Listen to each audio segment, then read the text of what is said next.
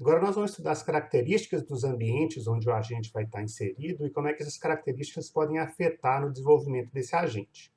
A primeira coisa para a gente entender é o que é o estado do ambiente. Normalmente o estado do ambiente é uma representação que o nosso agente vai ter do ambiente onde ele está inserido. Por exemplo, o estado, nesse caso aqui, né, pode ser as posições das várias latinhas, a posição do nosso agente, no caso do robô aqui, como é que estão as juntas dos manipuladores do robô, ou seja, é o conjunto de variáveis que vai representar esse ambiente para o nosso agente. O agente, basicamente, ele vai fazer ações nesse ambiente. Então, aqui, por exemplo, a ação é pegar uma latinha, né, pegar a lata azul, e essa ação vai alterar o estado do ambiente. Então, o robô estava no estado S1 aqui, teve a ação de pegar a lata azul, e agora está no estado S2 aqui. Dependendo de como é que o agente tem essas informações, como é que é a dinâmica do ambiente e outras características, a gente pode diferenciar entre ambientes que são mais fáceis de se representar e de se trabalhar e ambientes que são mais difíceis. Então, as características principais são as seguintes. A primeira é se o ambiente é completamente observável versus ambiente parcialmente observável. No ambiente completamente observável, os sensores vão dar acesso ao estado completo do ambiente, ou seja, o agente vai saber qual que é o estado completo do ambiente em qualquer ponto do tempo. Os sensores vão dar acesso a todas as informações que são relevantes para o agente naquele momento. Então, no ambiente completamente observável aqui, o agente saberia a posição dele, saberia toda a posição de todas as latinhas e qualquer outra informação que fosse relevante para o nosso agente. Já num ambiente parcialmente observável, né, eu representei aqui que o agente aqui só tem conhecimento das latinhas verde e vermelha, ou seja, a visão dele, a câmera dele só pega essas duas latinhas. Ele não tem conhecimento da posição das outras latinhas. Então a gente fala que esse ambiente é um ambiente parcialmente observável. A segunda característica é se o ambiente é determinístico versus um ambiente não determinístico. No ambiente determinístico, o próximo estado do ambiente vai ser determinado única e exclusivamente pelo estado atual em conjunto com a ação executada pelo agente. Então, num ambiente determinístico, eu tenho o agente no estado S1, ele faz uma determinada ação, pegar a lata azul, e o estado S2 vai ser determinado completamente pelo estado S1 mais o resultado dessa ação. Então, eu estou aqui, a latinha azul está aqui. Se eu dou o comando de pegar a lata azul passa para o robô. O novo estado, depende somente do estado anterior e da ação que eu estou fazendo. Já no ambiente não determinístico, o estado pode mudar sem depender da ação do agente. Então, eu estou aqui no estado S1, o agente faz a mesma ação de pegar a lata azul, pegou a lata azul, mas apareceram outras duas latas aqui.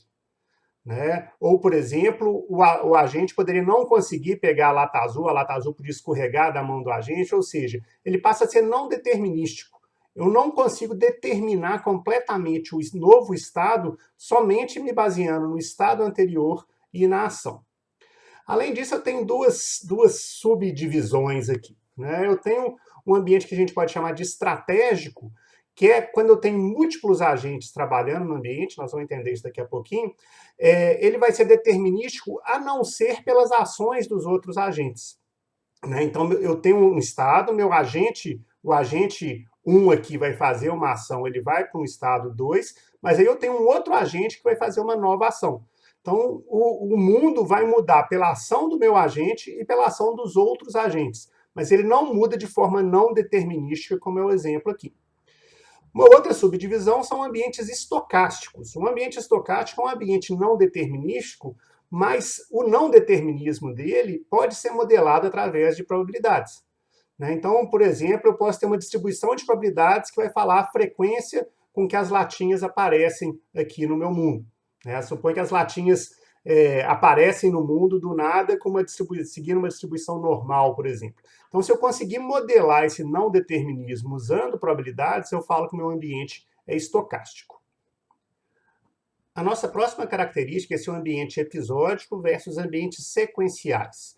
No ambiente episódico, a experiência do agente ela pode ser dividida em episódios que consistem em, dado um estado, perceber aquele estado e executar uma ação. as ações que ele vai fazer agora não dependem de estados anteriores e não influenciam estados futuros, né? Então eu consigo dividir o meu mundo em episódios estanque, né? Separado e trabalhar de forma separada com cada um deles. Vamos supor, por exemplo, que eu tenho agora um robô, né, que vai pegar as latinhas para reciclar. Ele vai ter que separar as latinhas azuis num cesto, as latinhas amarelas no outro cesto, vermelhas e verdes, né? Então ele vai, olha o ambiente, pega a latinha azul, coloca no cesto azul. Aí supõe que as latinhas aparecem, eu não tenho controle sobre como é que as latinhas aparecem, ele vai investigando o ambiente e pegando essas latinhas. Se ele pegar a latinha azul agora, não interfere no próximo episódio se ele vai pegar a latinha azul, se vai pegar a latinha amarela ou vermelha. Ou seja, a ação que ele faz aqui não interfere nas ações e nos estados que ele vai fazer no futuro. De novo, se eu considerar que as latinhas aparecem no meu ambiente sem eu ter controle, sem seguir uma determinada distribuição. Tá? Então, cada episódio aqui é um episódio estanque. Já no sequencial, não. Suponha que agora eu quero limpar todo o ambiente, né? Então, o agente pega a latinha azul, depois vai pegar a latinha vermelha, depois vai pegar a latinha amarela, e essa sequência vai ser importante, né? Se ele não pegar a latinha azul nesse momento, ele vai ter que pegar em algum momento no futuro, e essa decisão que ele toma aqui agora vai influenciar uma decisão do futuro, né? Então, nesse caso, no ambiente sequencial, um determinado estado e determinada ação dependem dos estados passados e podem afetar os estados futuros.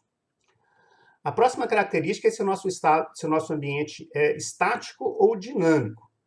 No ambiente estático, o agente vai perceber o ambiente, vai perceber o estado do ambiente, e enquanto ele estiver decidindo o que ele faz, né, qual ação tomar, esse estado não vai ser alterado, né? Então, se nosso agente está aqui, né, então ele está nesse estado S1, ele está pensando qual ação que ele vai fazer, e enquanto ele está pensando, o estado não muda, né? Então ele continua aqui com o mesmo estado, eu até chamei de S1', ou seja, o tempo está passando aqui, mas o meu estado não está mudando, enquanto o agente não faz uma ação.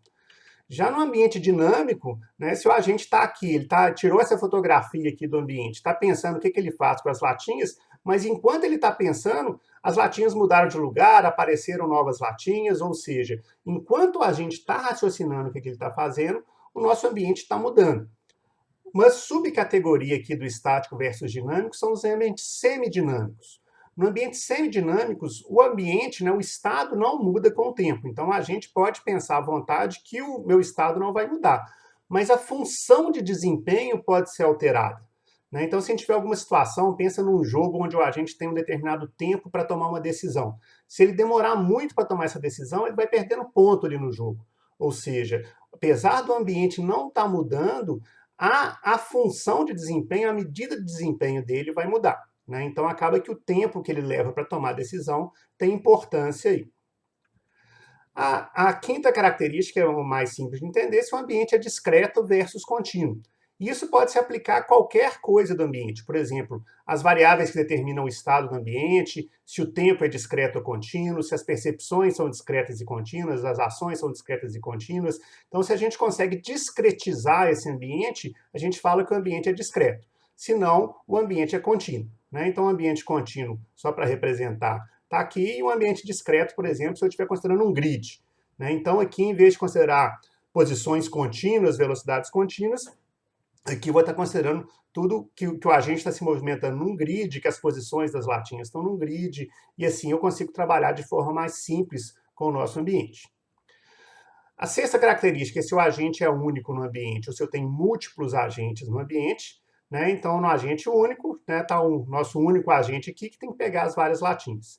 Já num ambiente com múltiplos agentes, eu vou ter vários agentes atuando simultaneamente nesse mesmo ambiente. E uma diferenciação que a gente pode fazer é se o ambiente é competitivo ou colaborativo, né? Então, por exemplo, suponha que eu tenho que limpar esse ambiente aqui, eu tenho aqui 3 robôs que vão colaborar para limpar o ambiente. Cada um pode ir pegar um conjunto de latinhas diferentes. Agora, eles podem também estar competindo. Pode ser um jogo onde os nossos agentes têm que pegar, quem pegar a latinha azul primeiro ganha. Então, os 3 agentes, né, vão ter o mesmo objetivo de pegar a função azul, a latinha azul.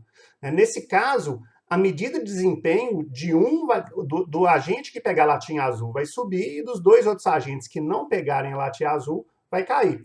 Já numa situação colaborativa, né, a gente pode considerar que a medida de desempenho dos três vai ter a mesma direção, ou seja, se os três tiverem, né, com o objetivo comum de limpar o ambiente, todos os três vão estar colaborando para aumentar a medida de desempenho deles como um todo.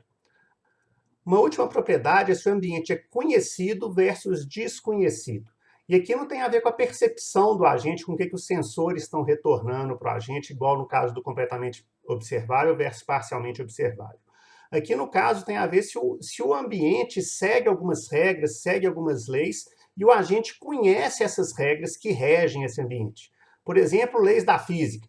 Né? Se a gente sabe que o ambiente segue as leis da física, ele pode calcular a velocidade de objetos, sabe a lei da gravidade, como é que funciona, se o objeto vai cair, se não vai cair, ou se tiver alguma regra específica, por exemplo, se a mão, né, eu estou numa mão de trânsito inglesa ou a mão normal para a gente, então o carro autônomo tem que andar na pista da direita ou na pista da esquerda, isso tudo são convenções, são regras que regem o ambiente. E se o agente não conhecer essas regras, ele vai ter que provavelmente explorar esse ambiente para poder conhecer as regras. Então, aqui no caso, no ambiente conhecido, o agente saberia qual que é a velocidade máxima permitida, saberia que os objetos caem de acordo com a lei da gravidade, né, aceleração 9,8 metros por segundo ao quadrado, e já no ambiente desconhecido, o agente não tem essas informações. Então, se for necessário, ele vai ter que explorar esse ambiente, vai ter que agir nesse ambiente, observar esse ambiente, para poder ver quais são as regras, quais são as leis que vão reger aquele ambiente. Então, para terminar, vamos ver um exemplo aqui de 3 situações e como é que essas 3 situações aqui, né? Então, por exemplo, no jogo do Resta 1, no xadrez e um carro autônomo, um robô autônomo, como é que esses ambientes aqui, como é que as características deles são representadas. Então, o Resta 1 é um jogo, né? Não sei se vocês já jogaram Resta 1, mas a ideia aqui é que uma pessoa joga sozinha e o objetivo é que você vai movendo, você vai comendo as peças, né, movendo peças para o branco. Então, eu vou mover essa peça vermelha para essa posição branca aqui e vou retirando essa peça vermelha. Depois vai movendo o outro e o objetivo é sobrar uma única peça. Né? Nesse caso, ele é observável? Sim, ele é observável. Eu consigo ver o tabuleiro todo aqui, tá? Eu sei, todas as informações do tabuleiro estão disponíveis para mim. Ele também é determinístico, tá? Ou seja, uma vez que eu faço uma determinada ação, ou seja, como essa peça aqui, essa peça vai desaparecer e essa peça vai mudar para essa posição. Então, ele é determinístico. As peças não aparecem, desaparecem, ou coisas diferentes do que as regras do jogo mandam, não vão acontecer. Então, é um ambiente determinístico. É um ambiente episódico? Não, não é um ambiente episódico. Por quê? Porque uma ação que eu faço agora, uma ação que pode ser errada num determinado momento, vai influenciar as ações futuras. Eu vou ter uma sequência de ações, uma sequência de estados, e uma vai depender da outra.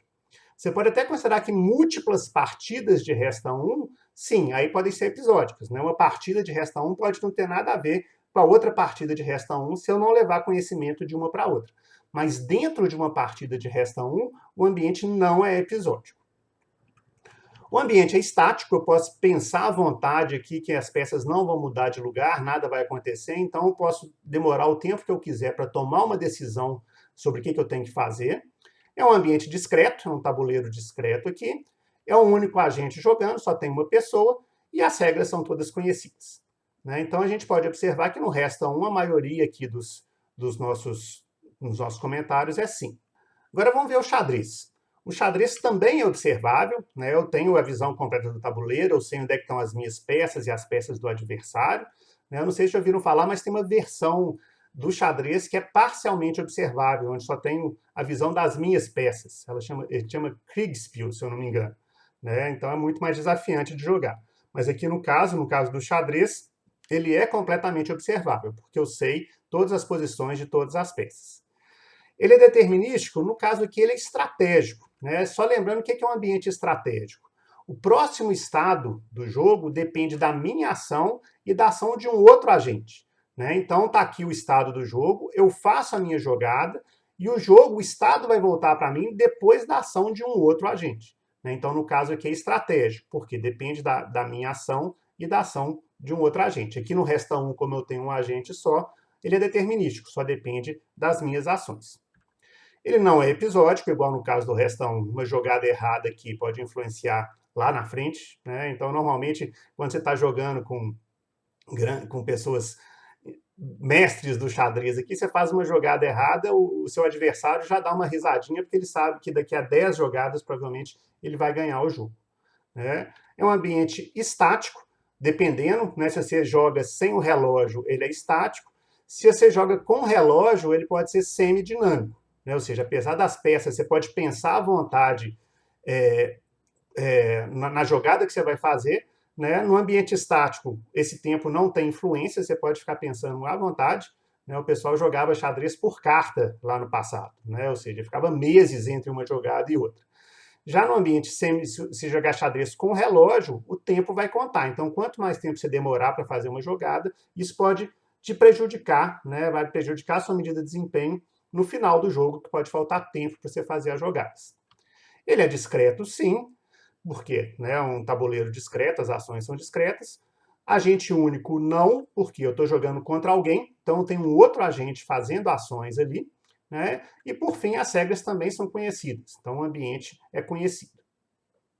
Por fim, vamos ver um carro autônomo aqui, né? Então, né, esse carro, essa foto aqui é do Stanley, que foi, na verdade, o primeiro carro autônomo, carro robô, que conseguiu vencer uma competição. Teve uma competição chamada DARPA Grand Challenge, lá em 2005, 2006, e esse aqui era um carro desenvolvido pela Universidade de Stanford, que foi o vencedor dessa competição. Não sei se vocês conseguem enxergar aqui em cima, mas esse aqui é um conjunto de sensores laser que o pessoal usava na época. Hoje em dia a gente tem um sensor que é muito mais eficiente, que chama Velodyne, que consegue substituir esses vários sensores que estão aqui no teto do carro. Bom, nesse caso, o ambiente é completamente observável? Não, o ambiente não é completamente observável, o agente só vai conseguir ver o que os sensores estão retornando para ele. Qualquer coisa que o sensor não captar, se tiver um obstáculo fora do campo de percepção do sensor, o nosso carro autônomo aqui não vai enxergar. Também não é determinístico, ou seja, o estado do mundo muda independente das ações do nosso agente, tá? Ou seja, pode ter de repente, abrir um buraco no chão, uma ponte que estava lá vai cair, vai aparecer uma pedra, o carro pode derrapar, ou seja, várias coisas não determinísticas podem acontecer e vão afetar o estado do ambiente, o estado onde esse agente vai estar atuando. Ele não é episódico, ou seja, qualquer ação que eu faço agora pode influenciar ações futuras e pode depender de ações do passado. Ele não é dinâmico, né? Enquanto a gente está decidindo o que ele faz aqui, se ele vira para a direita ou se ele vira para a esquerda, o mundo pode mudar. Pode aparecer um pedestre na frente, né? Ou seja, ele tem que continuamente estar monitorando o ambiente de forma a saber se o ambiente está mudando ou não. Ele não pode ficar pensando, deliberando um tempo indefinido, porque o nosso mundo vai mudar enquanto o nosso agente decide o que ele faz. Não é discreto, né? Ele está trabalhando no mundo real, as velocidades são contínuas, as posições são contínuas, todas as variáveis envolvidas aqui são contínuas. Ele também não é agente único, né? Eu posso ter outros carros na rua, eu posso ter outros pedestres, eu posso ter vários outros agentes atuando nesse mesmo ambiente que o nosso agente vai estar. E se o ambiente é conhecido, em princípio, sim, né? O agente conhece quais são as leis da física que regem, como é que funciona a aceleração, como é que funciona a frenagem, etc. Tá? Mas pode ter algumas convenções que ele não conhece, né? Então é um cuidado que a gente tem que tomar. Se eu faço, como eu falei, um carro autônomo para dirigir nos Estados Unidos ou no Brasil, se esse carro for para a Inglaterra ou for para o Japão, vai usar a mão inglesa. Então esse carro vai ter que se adaptar a essas novas regras. Então, dependendo, ele vai ter que conhecer como é que esse mundo tá representando, como é que as regras desse mundo estão representadas, né? Então, observando essa tabela aqui, o que a gente vê? Que quanto mais sims eu tenho assim, quanto mais sim eu tenho na minha tabela, mais fácil é o ambiente e mais bem comportado, vamos falar assim, é o ambiente, e mais fácil é eu desenvolver um agente inteligente para aquele ambiente. Desenvolver um agente inteligente para o restão é bastante simples. Eu posso dar como trabalho de curso aqui, usando algoritmos de busca, vocês conseguem fazer, né, com o conhecimento que vocês vão adquirir nesse curso, facilmente o ambiente do restão 1. Já no xadrez é um pouco mais complexo, né? Eu tenho alguns detalhes aqui que são, né, que envolvem, então, por exemplo, o fato de não ser agente único já vai envolver fazer uma busca que a gente chama busca com adversários, que é um pouco mais complicado, né? Além disso, tem outras características do ambiente do xadrez né, que vão torná-lo, né, mais complicado de se trabalhar. Além, é claro, de ser um problema combinatório muito maior do que o problema do Resta 1. Né? Por fim, fazer um carro autônomo, a gente vê que o ambiente onde esse carro autônomo vai trabalhar é cheio de nãos aqui. Então, é um ambiente muito mais complexo de se trabalhar do que o ambiente do Resta 1 ou mesmo o ambiente do xadrez. Por isso que até hoje a gente ainda não tem carros autônomos na rua e ainda vai demorar um pouquinho. Né? Por quê? Porque os desafios para se desenvolver esse agente inteligente são muito maiores do que os desafios tanto do Resta 1 quanto do xadrez.